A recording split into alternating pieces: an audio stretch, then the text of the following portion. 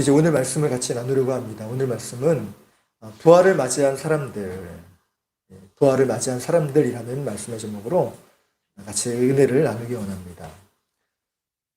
동서고금을 막론하고 사람이 죽으면 반드시 그 시신을 수습하는 게 있지요. 우리나라에서는 전통적으로 매장법을 사용했습니다. 그래서 구덩이를 파고 그 전에는 널다리 무덤이라고 해서 돌무덤으로 하기도 하고 그랬지만 이제 조선시대 때는 이제 그 유교 사상으로 인해서 무덤을 만들었죠. 지금은 화장의 개념이 많이 됐고 납골이라든가 심지어 요즘은 수목장도 많이 한다는 이야기를 들었습니다. 그런데 당시에 이스라엘 그 지역에서는 어떻게 장례를 치렀는가 하니 바위나 동굴에 장사를 지냈습니다. 그래서 십자가에 달린 부분들은 이도 저도 못했어요. 저주받은 인물, 하나님께 저주받은 사람이라는 그런 사상이 두 가지가 있어요. 문둥병에 걸렸거나, 그리고 또 한 가지는 이 나무에 달린 사람, 하나님께 저주를 받은 사람이라고 생각을 했기 때문에 장사하지 않고 내버려 두는 경우가 많이 있었다고 해요. 그래서 들깨나 새들에게 밥의 먹이가 될 수 있는 그런 시신으로 전락하게 버리죠. 예수님도 딱 그와 같은 상황이 생길 뻔했습니다. 이때 한 사람이 등장하죠. 바로 오늘 본문에 나오는 사람입니다. 50절의 말씀을 보면 성경은 이를 이렇게 기록합니다.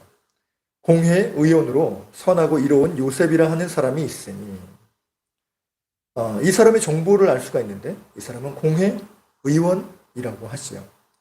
이 공회라는 것은 서기관들과 바리새인 그리고 제사장들과 우리 백성들의 장로로 구성된 70인비, 이 70명으로 구성된 유대인의 최고 의결 기관이에요. 오늘날로 말하면 국회의원쯤 되는 거죠. 이를 그들은 뭐라고 불렀는고 하니 사내들인 공회라고 말했습니다. 당시 공회 의원이 되는 것은 유대 사회에서 가장 성공한 사람을 일컫습니다. 마태복음 말씀에 의하면 그는 부자였다고 기록을 하죠. 그리고 마가복음 말씀에 보면 그는 존경받는 공회원이었다라고 말하고 있습니다. 그럼 오늘 본문의 말씀 선하고 이로운 사람, 이 모든 것들을 종합하면 이렇게 됩니다.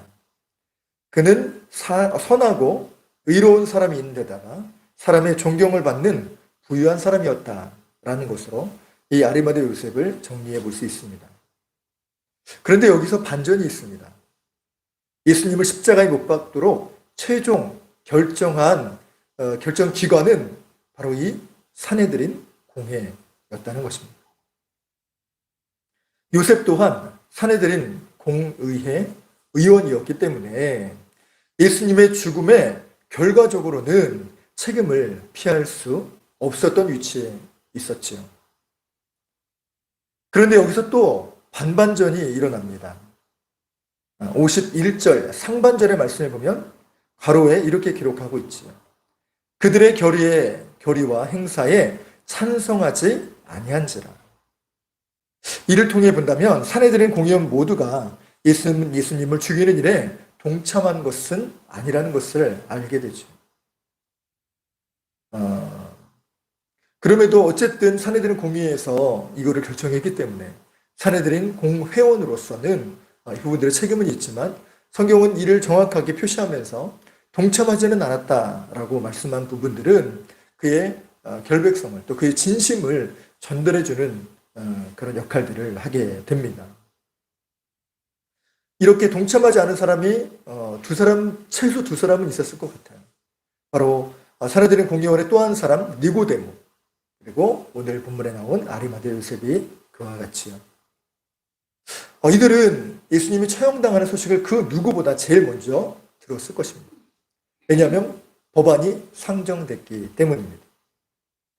그런데도 이들을 막지 못하는 것은 전체 여론이 자기들과 다른, 그래서 예수님을 못 박는다는 이 전체 결의로 확정이 되었기에 대세를 거스릴 수는 없었을 것입니다.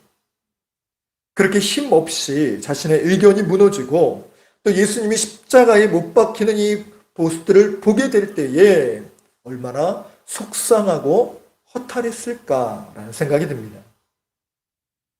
그동안 무기력하게 있었던 이 아리마대 요셉은 예수님이 이제 힘없이 돌아가시고 이제 정말 힘없는 한 시신으로 바뀌시는 그 모습을 보면서 정신을 바짝 차리게 되죠. 그리고 분연이 일어나게 됩니다. 52절의 말씀에는 이를 이렇게 기록합니다. 그가 빌라도에게 가서 예수의 시체를 달라 하여. 성경은 이렇게 간단하게 기록하고는 있지만 실제 이렇게 말하는 것은 결단코 쉽지는 않았습니다. 유대 사회 전체를 대표하는 이 사내들인 공의. 여기서 예수님을 못 박으라라고 결정을 했고 이 사람은 사내들인 공의회 위원이라는 것을 많은 사람들이 알았을 것입니다. 그 사람이 다가가서 그 결정인 죄수, 사형수 예수님의 시신을 다오라고 얘기하는 것은 그 누가 봐도 이상한 일이지. 그리고 사내들인 공의회 전체의 그 말의 힘, 결정의 힘을 조금은 퇴색시키는 그런 행동임에 분명해 보입니다. 그리고 이제 유대 전체 사회에서 예수님은 매도당하셨어요. 저 사기꾼, 저 잘못된 사람, 메시아인 줄 알았는데 우리가 속았군. 이런 분노로 예수님을 못 박으라고 소리쳤고 그 예수님이 죽음을 당하신 거죠. 모든 사람들이 예수님을 똑바로 쳐다보지 못하는 그런 왜곡된 시선에서 그를 돕는다라고 하면 그 사람까지도 덩달아 그런 비난의 화살을 받기에 충분했다는 것이죠.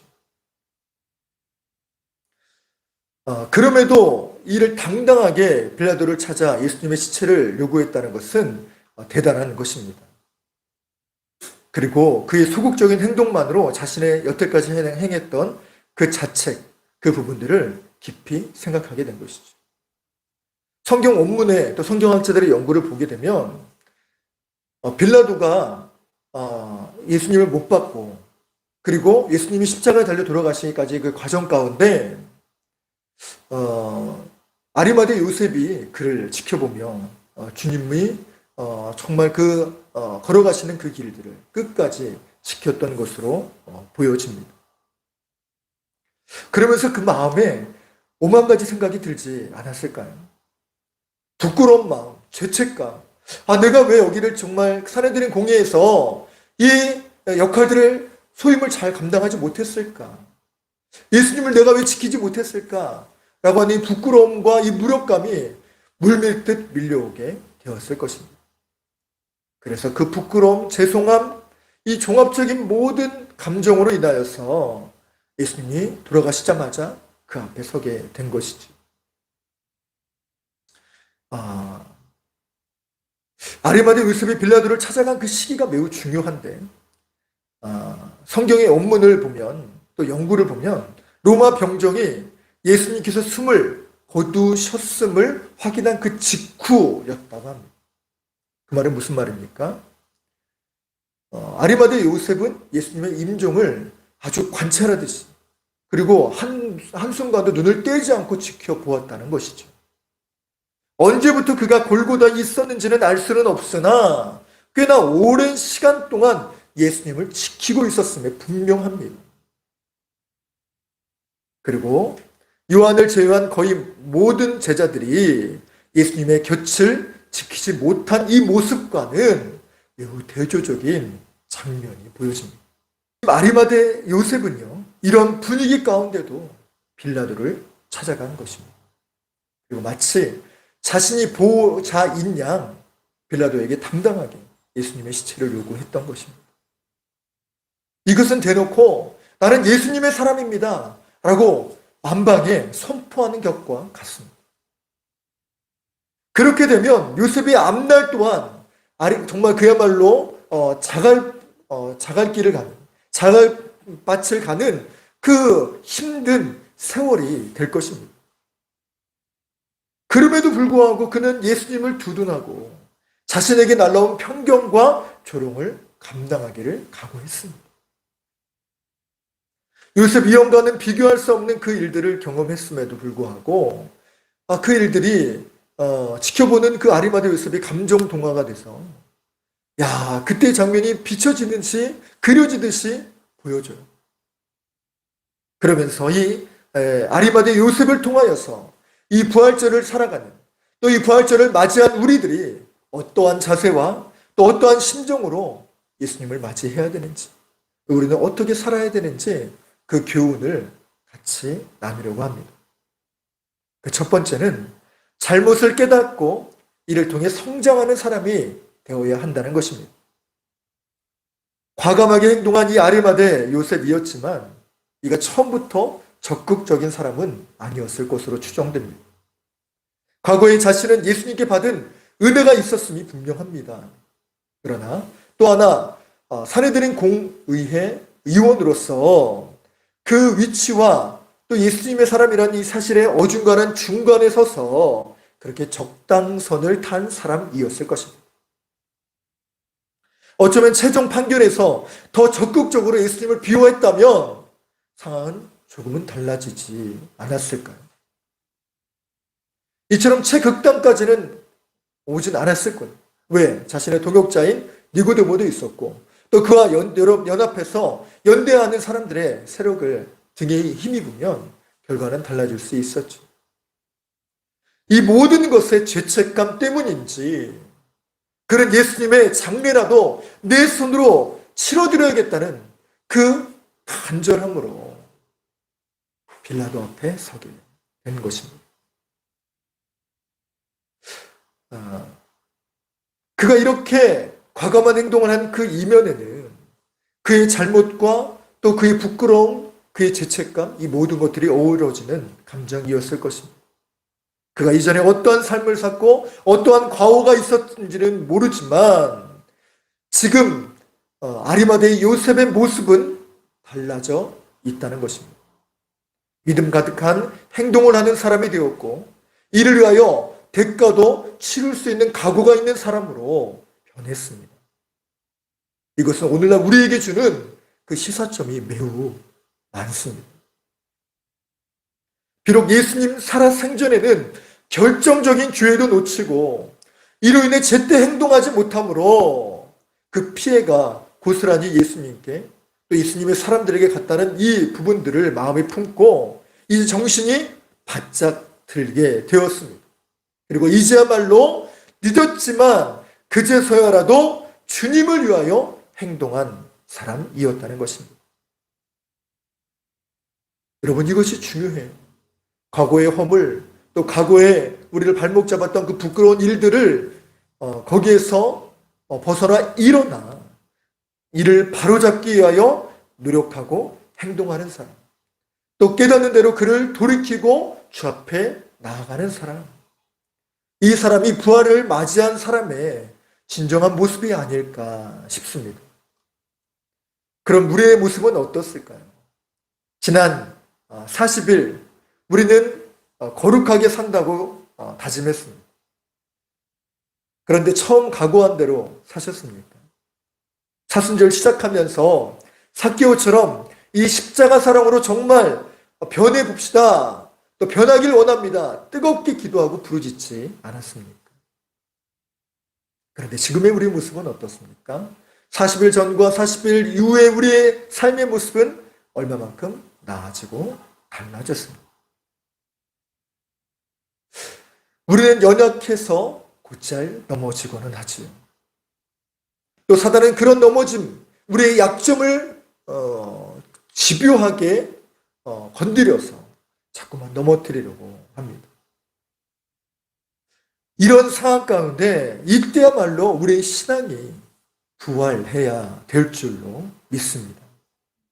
우리의 부족함, 허물, 나약함에서 벗어나 이를 더욱 성장하는 발판으로 삼아야 된다는 것이죠.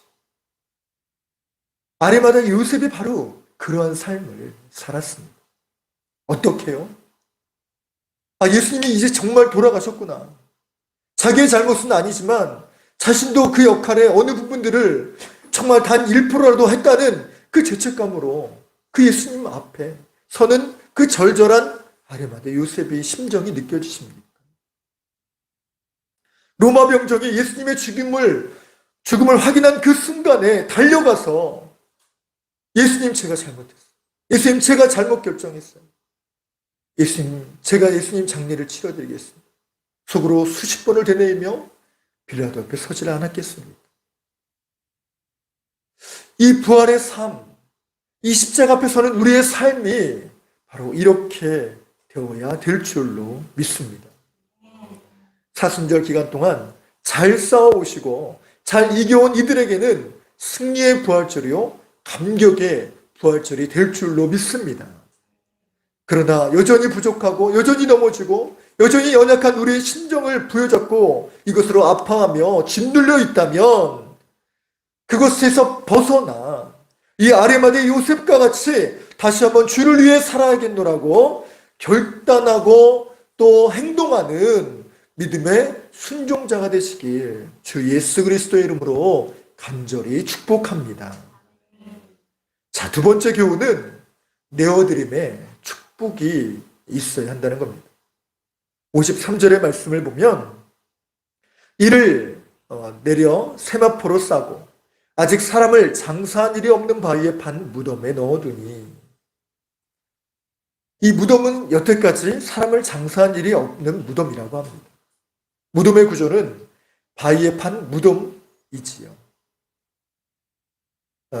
가난한 사람은 무덤 만들 돈이 없었기 때문에 저도에 말씀드린 것처럼 평토장을 만들었습니다.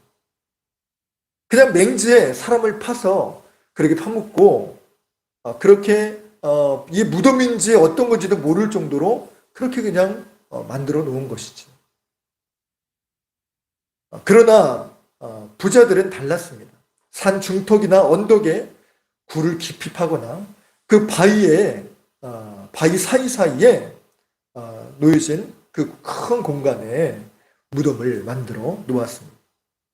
얼마나 크게 만들었는지 한 사람만을 위한 무덤이 아니라 사람 여럿을 장사 지낼 수 있을 정도였습니다. 이처럼 아리마대 요셉은요, 부자였기 때문에 큰 무덤을 가질 수가 있었습니다. 이처럼 요셉이 큰 무덤을 가지고 있었던 것은 자기뿐만 아니라 가족을 위한 무덤으로 미리 준비했던 것이겠지요. 게다가 한 번도 써보지 않았다는 것은 그만큼 위생적으로 안전하고 깨끗한 무덤이었음을 보게 됩니다. 여러분, 이게 그냥 넘어갈 수 있지만 저도 여기에서 은혜를 받았습니다. 왜요? 만약 거기에 시신으로 가득했다면 부활해서 살아나신 그 예수님이 그 시신에게 위생적으로 또 나쁜 병균이 생기지 않으셨겠어요? 근데 진짜 너무나도 한 번도 써보지 않은 그 무덤을, 진짜 예수님이 부활하실 그 이유까지도 예비하신 그 과정임을 보게 될 때 정말 은혜가 되고 하나님의 섭리가 참 놀랍다라는 묵상이 되었습니다. 정말 다시 사실 예수님에게는 더할 나위 없는 최적의 장소가 바로 이 아리마대 요셉의 무덤이었던 것이죠. 이 역사는 바로 아리마대 요셉의 순종으로 인하여서 연출된 아주 드라마틱한 장면입니다. 이 과정으로 예수님은 부활하셨고 부활하시고 다시 사셨음에도 위생적으로 또 완벽한 그런 부활을 맞이하게 되셨던 것입니다. 그래서 성령의 감동은 매우 놀라워요. 한 사람의 순종, 한 사람의 믿음의 결단이 이처럼 중요한 믿음의 역사의 시작점이 된다는 것이죠. 바로 어제의 일이 그랬습니다. 주말에 비가 온다고 지난 주일날 확인을 했을 때 보통 다 그렇잖아요. 우리 일기예보 다 안 믿잖아요. 심지어 일기예보라고 하지 않고 실시간 중계라고 할 정도로 날씨가 안 맞는 경우들이 많이 있어서 그냥 비가 주말에 온대, 정확하게 토요일과 주일에 비가 온대 라는 말을 정말 설마 맞겠어? 그래서 정말 흘려서 생각했어요. 근데 웬걸요, 정말 일기예보가 기가 막힐 뿐만 아니라 중간에 안 온다고 했거든요. 근데 하루 종일 오더라고요. 너무 심하게 오더라고요, 비가. 그래서 어떻게 전도를 해야 되나 그런 마음들도 있었어요. 이런 생각이 들었습니다. 어떤 감동이었냐면 우리 히스토리 교회는 코로나 시대에 개척된 교회입니다. 많은 분들이 얘기를 해요. 왜 하필 이때 개척을 하셨어요? 그래서 왜 고생을 하고 계세요? 이게 믿는 사람이나 믿지 않는 사람이나 평신도분이나 목회자들이나 똑같이 얘기를 하는 이야기예요. 그땐 저는 그들에게 하나같이 이렇게 얘기해 드립니다. 어려울 때일수록 주님의 능력이 더욱 빛을 발하는 순간입니다. 또 어려울수록 이때야말로 하나님의 살아계심이 증명되지 않겠습니까? 그분들이 진짜 한마디도 하지 못했어요. 감동을 한 사발 드신 것 같았어요. 그 마음을 하나님이 그렇게 주셨어요. 이 비가 올 때 복음을 전하는 것이야말로 정말 예수님이 살아계심을 증명하는 과정이 아닐까?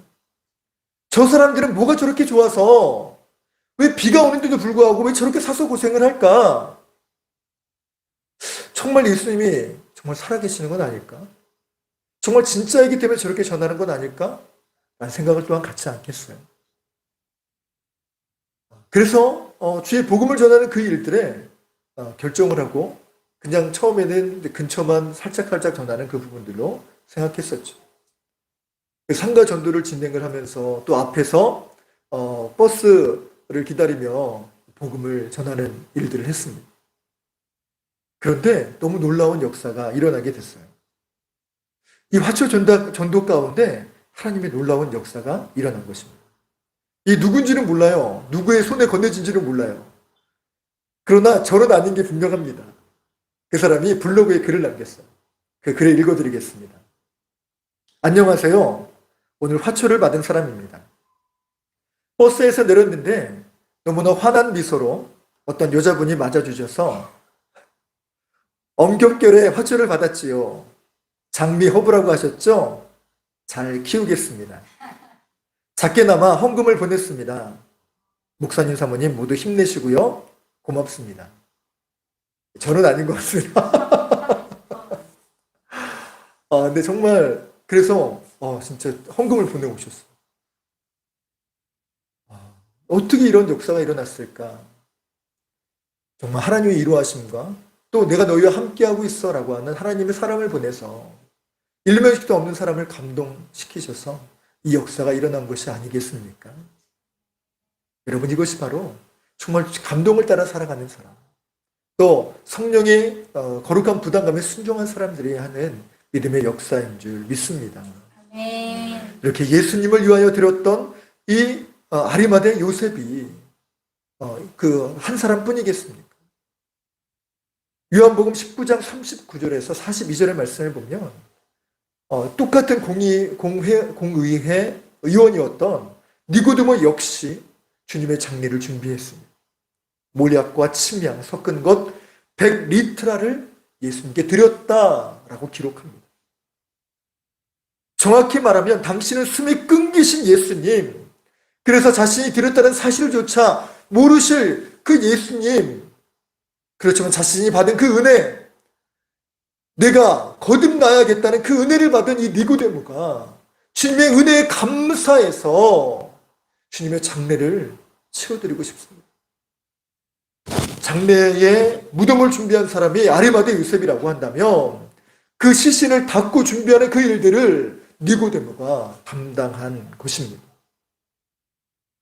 다른 사람에게는 사형수로 보였겠지만 니고데모에게는 달랐어요. 모략과 침향 섞은 것 100리트라는 얼마만한 양이냐면요, 이 정도 양이면 왕의 장례에 쓰일 정도로 그렇게 충분한 양이었다는 것이에요. 그러니 니고데모에게는 사형수가 아니라 예수님은 나의 왕, 나의 주님이십니다. 이 고백이 고스란히 담긴 게 니고데모의 장례였습니다. 또한 예수님과 함께한 여인들은 어떠했을까요? 골고다를 오를 때 함께 올랐던 그들, 또 예수님의 죽으심을 울면서 지켜본 그들, 54절의 말씀엔 이렇게 기록합니다. 이 날은 준비일이요 안식일이 거의 되었더라. 예수님께서 돌아가신 날은 정확히 6월절 전날이었습니다. 그리고 우리가 같이 나눴던 것처럼 그 시각은 오후 3시경이었죠. 로마 병정이 호흡을 확인하고 시체를 넘겨주었다면 아마도 4시 어간 되었지 않았을까요? 유대인들의 계산법에 이르면 6월절은 해가 떨어지고 나서부터 시작이 됩니다.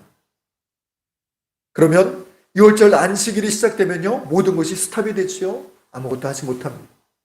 그렇다면 오후 4시부터 해가 떨어지기까지 그 짧은 시간 내에 장례를 끝내야만 했을 것입니다. 매우 빠듯한 이 시간임에도 불구하고 예수님의 여인들은 예수님의 장례를 서둘러 그리고 성실히 그리고 최선을 다하여 장례를 준비한 것입니다. 이들 역시 부활하신지도 모를 그 예수님 앞에 그들의 헌신과 분량을 드렸다는 것이죠. 누가복음 24장 1절 말씀을 성경 원문으로 보면 이들이 찾아간 시각은 새벽이었다. 그것도 매우 이른 새벽, 깊은 새벽이었다라고 기록하고 있어요. 이 말은 안식일이 끝나는 동시에, 아니 정말 끝나기가 무섭게, 아니 미처 채 끝나기도 전에 미리 준비해서 가게 된 것을 보게 됩니다. 아무도 보지 않는 그 틈을 타서 새벽, 아주 깊은 새벽에, 이른 새벽에 그 무덤 앞에 서게 되지. 왜 섰을까요? 성경을 보면 그들의 손에 들려있는 건 향품이라고요. 여기서 무릎을 쳤습니다. 여기서 은혜가 됐습니다. 아하, 그 짧은 시간에 장례를 준비한 것이 미처 다 하지 못한, 제대로 내가 잘 치러드렸나? 그 죄송함과 또 그 미진한 그 부분들을 살펴보려 향품을 들고 그 무덤 앞에 선 이 여인들의 모습이었습니다. 그런데 그 결과 어땠을까요? 주님을 마무리 장례를 더 성실하게 치르기 위하여 왔던 그들의 모습은 결국 부활의 장면, 예수님이 부활하셨다는 그 소식을 천사들로 통하여서 듣게 되는 아주 은혜의 감격이요, 또 기적의 현장을 목도하는 장면이 된 것입니다. 여러분, 주님 앞에 드리는 이 역사, 또 우리가 주님 앞에 그리스도의 몸된 정말 교회를 위하여 헌신하는 이 모든 것, 이것은 헛수고도 아니고 이것은 낭비도 아닙니다. 어제 우리 집사님이 아이를 데리고 진짜 우리 어르신들 표현처럼 아침 대바람부터 아이를 데리고 왔어요. 참 마음이 참 짠했습니다. 토요일 아침 얼마나 쉬고 싶어요. 그리고 유일하게 정말 깊이 정말 푹 숙면할 수 있는 시간인데 아이들을 깨우고 또 교회를 와야 되는. 네, 이 모든 것을 제쳐두고 전도하러 오셨습니다. 아이들이 아직 어려서 아이들 돌보는 데에만으로도 정말 진이 빠지고 또 정말 기력이 쇠하는 그런 때지요. 근데 그 상황 가운데 정말 오직 복음을 전하기 위해서 그 비오는 날을 뚫고 복음을 전하는 그 정말 강철 전도단의 역할들을 감당하셨습니다. 이와 같은 믿음의 역사, 우리가 이 시간을 드리는 이 과정, 우리도 어렸을 때 정말 어머니 손 붙잡고 다니며 속회 예배 드리고 그리고 수요 예배 드렸던 그 모습, 그것을 떠올리며 어머니의 신앙을 되새기듯이 아마 우리 집사님들의 수고와 헌신, 또 그렇게 주님 앞에 드리는 그 믿음의 모습을 통하여서 알게 모르게 지금 아이들의 내리 속에 주 예수 그리스도를 향한 신앙이 배워가게 될 줄로 믿습니다. 그리고 우리가 어제 뿌렸던 복음의 씨앗이 얼마나 될지 우리가 알 길이 없는 것처럼 우리가 주님께 드렸던 이 헌신의 분량들을 또 하늘에 쌓은 이 하늘의 상급이 얼마나 될까 다 가늠할 수 없을 겁니다. 그러나 하나님의 시간과 정한 그때에 풍성하게 거두게 하실 줄로 믿습니다. 마지막으로 예수님의 부활은 예수님의 다시 오심의 예표를 상징합니다. 예수님의 사람들은요, 그 부활을 이미 경험한 사람들이 아니었다는 것에 주목해 볼 필요가 있습니다. 그들에게 예수님은 이미 이 세상 사람이 아니었어요.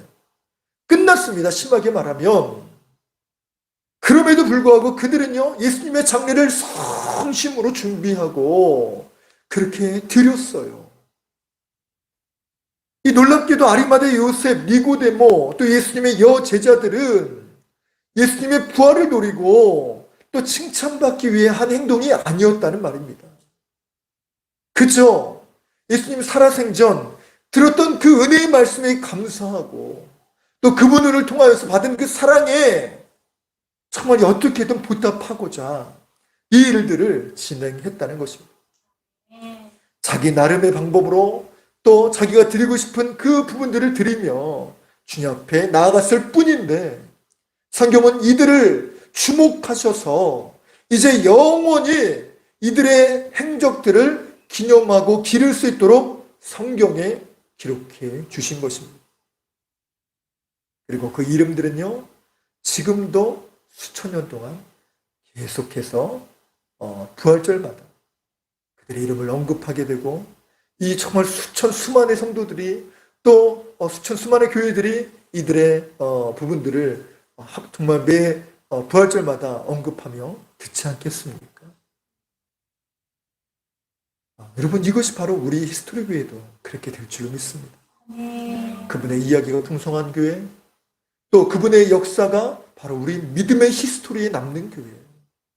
그래서 우리 교회 이름이 히스토리 교회가 아니겠습니까? 우리의 행적이, 우리가 주님 앞에 드린 것들이 우리가 다 기억하지 못한다 하더라도 하나님은 기억하시고 우리 히스토리 교회 믿음의 역사 가운데 기록될 줄로 믿습니다. 아멘. 여러분, 우리들이 준비해야 될 것, 예수님의 죽으심을 경험한 사람들이 예수님의 장례를 준비하다가 그분의 부활을 목격한 것처럼 우리 또한 부활하신 예수님을 통하여서 이 땅에 다시 오실 예수님을 준비하는 이 과정을 통하여 큰 은혜가 임하게 될 줄로 믿습니다. 아멘. 예수님께서 돌아가셨을 때 세상의 눈치를 보지 않고 받은 은혜만 기억하며 자신의 삶을 던지고 자신의 무덤을 기꺼이 내어드린 이 아리마대 요셉, 그리고 왕의 장래에 준하는 향품으로 예수님의 시신을 씻겨드렸던 이 니고데모, 그리고 서둘러 정말 안식이 다가오기 전에 정말 예수님의 장례를 준비했다가 그 짧은 시간이 너무 죄송해서 또 당한 게 맞나 라고 하는 그 마음을 정말 안식을 내내 품고 있다가 끝나기가 무섭게 달려와서 마지막 장례를 준비하러 왔던 이 예수님의 여제자들, 이들을 통하여 부활은 더욱 의미가 깊은 날이 될 수 있었을 것입니다. 우리 히스토리 교회 성도님들도 성령께서 주시는 이 거룩한 부담감, 또 주님께 정말 마음속에 주시는 이 마음의 감동들을 그냥 내버려 두지 마시고 마음속에 새기고 한 걸음 한 걸음 순종하며 달려갈 때에 또 지나간 과거를 떨쳐버리고 부끄러움을 정말 내려놓고 돌이키고 주님 앞에 나와서 믿음의 역사를 남기시는 복된 성도님들이 다 되시길 주 예수 그리스도의 이름으로 간절히 축원합니다. 아멘. 아멘. 지금 우리 짧게 우리 같이 기도했으면 좋겠어요.